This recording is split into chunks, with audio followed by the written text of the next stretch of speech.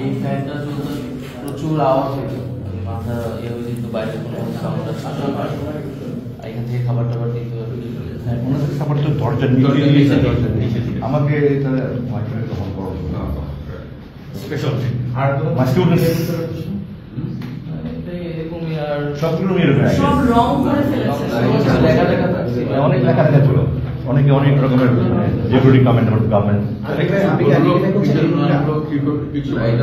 এটা তো বলছে ইন্টারগ্রেশন রুমে নিয়ে যেতে পারবো, এখানে তো কিছু অল্প সময় থাকতো, এখানে যতক্ষণ থাকতাম ততক্ষণ এখানে আমার পর চোখ খুলে দিত, আবার এখান থেকে বের করার সময় চোখ হ্যান্ডকাপ লাগায় তারপর ইন্টারগ্রেশন রুমে নিয়ে যেত।